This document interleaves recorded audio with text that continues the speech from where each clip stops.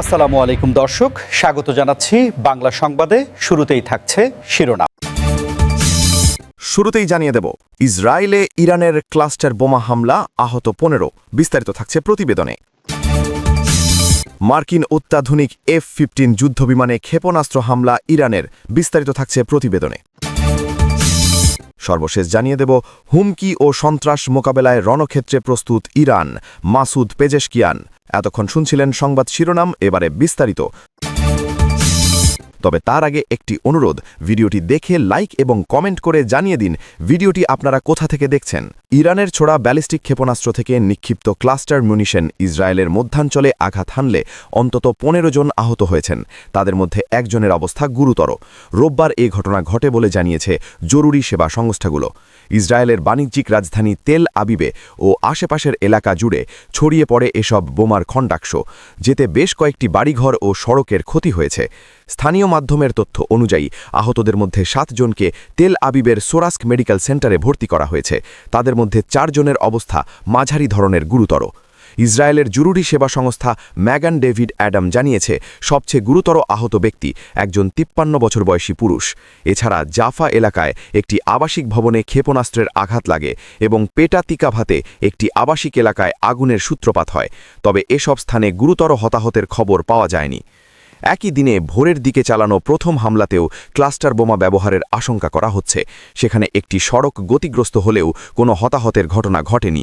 এদিকে দক্ষিণাঞ্চলের শহর ডিমোনা ও আরাদে পূর্বের হামলায় আহতদের মধ্যে এখনও 36 জন হাসপাতালে চিকিৎসাধীন রয়েছেন, যাদের মধ্যে 19 জন শিশু।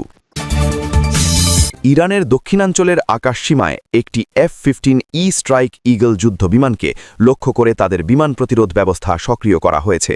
রোববার ইরানের সেনাবাহিনীর ওয়েবসাইটে এ তথ্য জানা গেছে। খবর সিনহুয়ার। সেনাবাহিনীর ওয়েবসাইটে প্রকাশিত বিবৃতিতে বলা হয়, দক্ষিণ উপকূলীয় এলাকার হরমুজ দ্বীপের কাছে উড়ন্ত ওই বিমানটি শনাক্ত ও অনুসরণ করা হয়। পরে একটি স্থলভিত্তিক আকাশ প্রতিরোধ মিসাইল দিয়ে তাকে লক্ষ্যবস্তু করা হয়।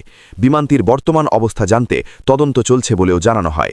এর আগে শনিবার ইরানের Islamic revolutionary guard corporation IRGC দাবি করে, তারা কেন্দ্রীয় ইরানের আকাশ সীমায় একটি ইসরায়েলি F-16 যুদ্ধবিমানকে লক্ষ্য করে হামলা করেছে। IRGC আরও জানায়, মার্কিন যুক্তরাষ্ট্র ও ইসরায়েলের সঙ্গে চলমান সংঘাত শুরুর পর থেকে এখনও পর্যন্ত 200টিরও বেশি শত্রু আকাশযান, যার মধ্যে ড্রোন, ক্রুজ মিসাইল, ট্যাঙ্কার বিমান এবং উন্নত যুদ্ধবিমান রয়েছে, ট্র্যাক ও প্রতিহত করেছে ইরানের বাহিনী।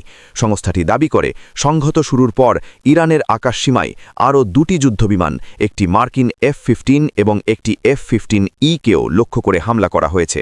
উল্লেখ্য, 28 ফেব্রুয়ারি ইসরায়েল ও যুক্তরাষ্ট্র তেহরান সহ বিভিন্ন ইরানি শহরে যৌথ হামলা চালায়, যাতে ইরানের তৎকালীন সর্বোচ্চ নেতা আয়াতুল্লাহ আলী খামেনেহি সহ জ্যেষ্ঠ সামরিক আধিকারিক ও বেসামরিক নাগরিক নিহত হন বলে দাবি করা হয়।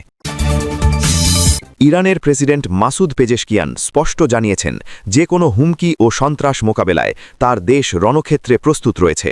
হরমুজ প্রণালী পুরোপুরি খুলে না দিলে ইরানের বিদ্যুৎ কেন্দ্রে হামলার বিষয়ে মার্কিন যুক্তরাষ্ট্রের প্রাক্তন প্রেসিডেন্ট ডোনাল্ড ট্রাম্পের হুমকির পরিপ্রেক্ষিতে তিনি এই মন্তব্য করেন। সামাজিক যোগাযোগ মাধ্যম এক্সে বা ফরমারলি টুইটারে দেও এক পোস্টে পেজেশকিয়ান বলেন, ইরানের বিরুদ্ধে এ ধরনের হুমকি দেশটিকে আরও ঐক্যবদ্ধ করছে। তিনি সতর্ক করেন, যে কোনো প্রলাপ বিধ্বস্ত বা কাণ্ডজ্ঞানহীন হুমকির বিরুদ্ধে ইরান রণক্ষেত্রে দৃঢ়ভাবে প্রতিরোধ গড়ে তুলবে। হরমুজ প্রণালী সম্পর্কে তিনি উল্লেখ করেন, ইরানের সার্বভৌমত্ব বা ভৌগোলিক অখণ্ডতা লঙ্ঘিত না হলে এই গুরুত্বপূর্ণ নৌপথ সবার জন্য উন্মুক্ত থাকবে, তবে কোনো আগ্রাসন সহ্য করা হবে না বলেও স্পষ্ট করে দেন তিনি। বিশ্লেষকরা বলছেন, এই বক্তব্য থেকে বোঝা যায়, তেহরান তাদের জ্বালানি কাঠামো সুরক্ষা এবং ভূরাজনৈতিক স্বার্থ রক্ষায় কোনো ধরনের আপোষ করতে রাজি নয়।